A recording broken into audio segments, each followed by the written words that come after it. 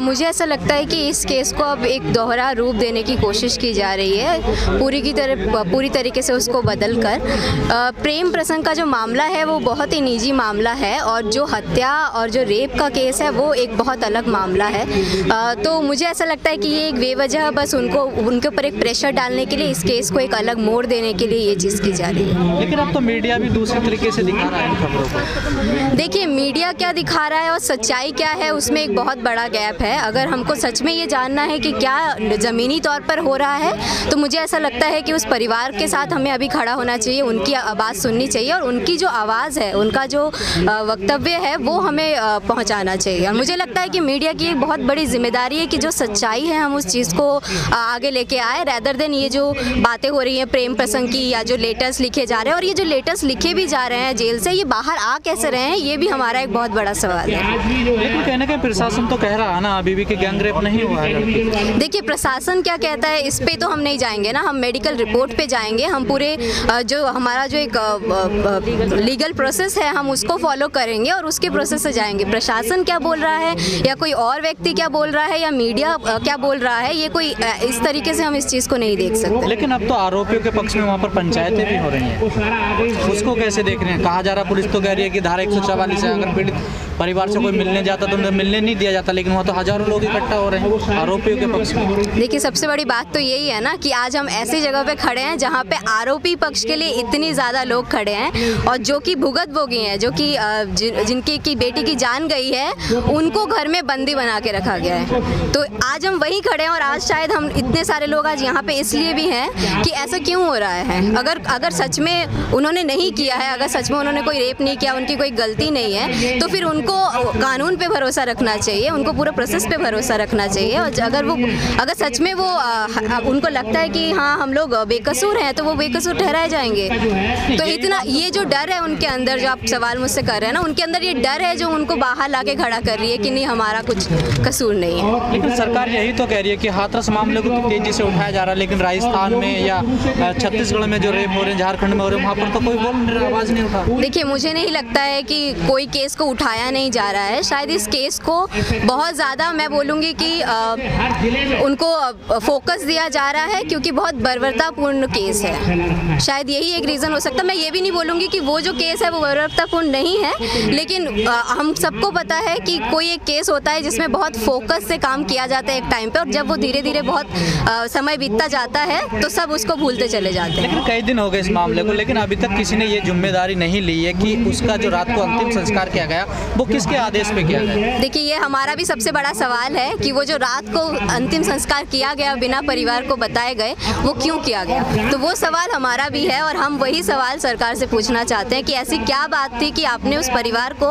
अंतिम समय में उसकी बेटी से मिलने नहीं दिया। तो हमारा सिर्फ यही एक सवाल है, आप इस सवाल का जवाब हमें दीजिए। लेकिन सरकार, गवर्नमेंट एक नारा भी देते, बेटी बचाओ बेटी पढ़ाओ, क्या ऐसे नारे अब सटीक बैठते हैं जब इस तरह की घटनाएं सामने आती? अगर इस तरह की घटनाएं होती है जहाँ पे बेटियों को उनके परिवार से अंतिम समय में भी मिलने नहीं दिया जा रहा है और जलाया जा रहा है, तो मैं बोलूँगी कि इस नारा का कोई महत्व नहीं है, कोई महत्व नहीं है। क्योंकि अगर आप ये बोल रहे हो कि आप जब ये बोल रहे हो ना बेटी बचाओ, तो इसका मतलब है मैं अपनी बेटी को उन राक्षसों से बचाऊंगा। मुझे ऐसा प्रतीत हो रहा है। क्या आप मानते इस बात से सहमत है बीजेपी गवर्नमेंट में महिलाएं सेफ नहीं है? देखिए, मैं किसी सरकार पर बोलना नहीं चाहूँगी, मेरा सिर्फ एक ही सवाल है कि आखिर ऐसा क्या बात था कि आपने उस बेटी को अंतिम समय में उस परिवार से मिलने नहीं दिया। ऐसा क्या सबूत आप छुपाने की कोशिश कर रहे थे, या अगर आप सच में किसी इंसान को आप सोचते हैं कि इज्जत देते हैं और सच में आप इज्जत देते हैं, तो वो चीज़ अंतिम समय में वो करनी चाहिए थी, उतना वो डिजर्व करते थे। मैं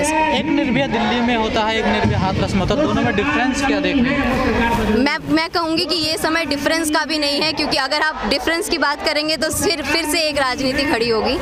तो ये समय ये है कि जो केस अभी हमारे सामने है उसका हम न्याय के लिए कैसे मांग करें। लेकिन सीएम योगी है, जो यूपी की गवर्नमेंट है, वो कह रही है कि आप लोग वहाँ पर एक दंगा कराना चाहते हैं, जातीय दंगा कराना चाहते हैं, और उन्होंने PFI का नाम भी लिया है, उनके कई लोगों को गिरफ्तार भी किया है। देखिए, इस पर मैं ये बोलना चाहूँगी कि जब आप जब आप किसी गांव को या किसी घर को एक या परिवार को कैद करते हैं तो लोगों के ऊपर और सवाल आप खुद ही खड़े कर रहे हैं। अगर शुरुआत से आप उनको मीडिया से मिलने देते हैं, उनकी बात रखने दिए होते, तो शायद इतने सारे लोग ऐसे इस तरीके से ना उधर गए होते और एक जो माहौल आप बोल रहे हैं वो आपको भी महसूस ना हुआ होता।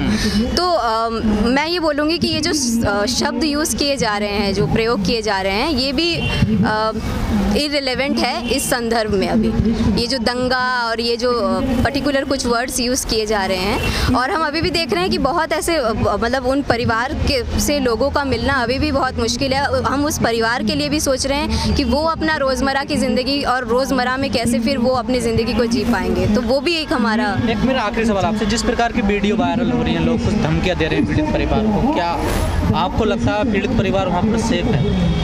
जी नहीं, मुझे तो नहीं लगता। क्या आप सेफ होंगे अगर आपको ऐसे वीडियोस आएंगे? आप एक इंसान के रूप में सोचिए, अगर आपको आपके परिवार के लोगों को इस तरीके का वीडियो कहीं से आएगा, आपको कैसा महसूस होगा?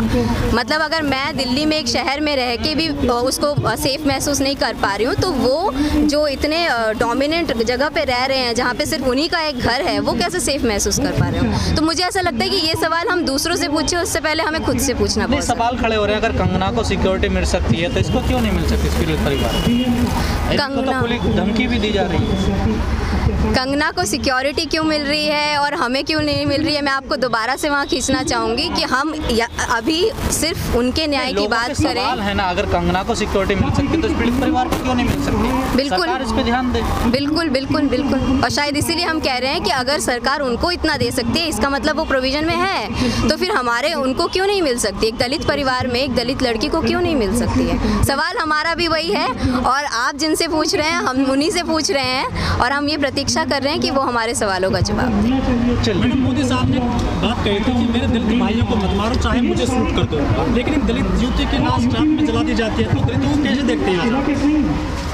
दलितों को मैं कैसे देखती हूँ या दलितों को पूरा समाज कैसे देखता है, ये बहुत बड़ा सवाल होगा कि आज भी इतने सालों की आज़ादी के बाद भी उनके साथ जो व्यवहार किया जाता है या फिर जो शब्द का प्रयोग उनके लिए किया जाता है, या फिर जैसे आप बोल रहे हो कि बहुत सारे स्टेटमेंट अभी आ भी रहे हैं कि वो उस परिवार की थी, हो सकता है उसने उस तरीके का कोई काम किया होगा या पहले से उसका कैरेक्टर पे क्वेश्चन किया जा रहा है। तो मुझे लगता है कि अभी भी वो चीज़ कहीं भी ख़त्म नहीं हुई है, वो हमारे एकदम रूट में है, और वो पूरी मानसिकता हमारी बहुत स्ट्रांग है जिसको हमें बदलने की बहुत ज़रूरत है। खुद कहते हैं ना कि दलितों को मत मारो, चाहे मुझे मारो, क्या वो वाकई में राजनीति कर रहे हैं या कुछ काम कर रहे हैं दलितों के लिए? देखिए, इस पे मैं कुछ बोलना नहीं चाहूँगी, क्योंकि मैं समझती हूँ कि मैं खुद आपके उस जगह पे हूँ जहाँ पे मैं सवाल कर रही हूँ और मुझे जवाब का प्रतीक्षा है।